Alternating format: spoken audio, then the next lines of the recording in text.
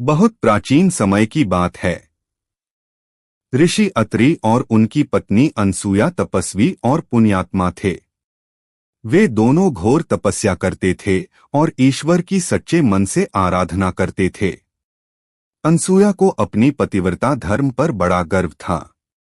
उनकी पतिव्रता की महिमा चारों दिशाओं में प्रसिद्ध हो गई थी। यह सुनकर त्रिमूर्ति ब्रह्मा, विष्णु और महेश उनकी परीक्षा लेने के लिए पृथ्वी पर आए। वे तीनों ऋषियों के वेश में अनसुया के आश्रम पहुंचे और कहा, हे माता, हम अतिथि हैं, हमें भोजन दीजिए, लेकिन एक शर्त है।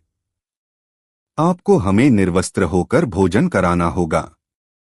यह सुनकर अनसुया क्षण भर के लिए विचलित हुई, परंतु अपने तपोबल से उन्होंने तीनों देवों को छोटे छोटे बालकों में परिवर्तित कर दिया और उन्हें दूध पिलाया। जब अत्रि ऋषि लौटे तो उन्होंने देखा कि उनकी पत्नी गोद में 3 बालक लिए बैठी हैं।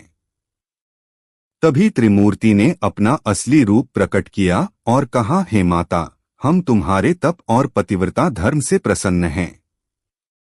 हम तीनों एक ही पुत्र के रूप में जन्म लेंगे।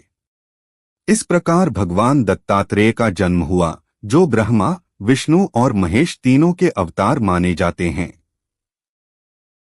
भगवान दत्तात्रेय के बारे में विशेष बातें।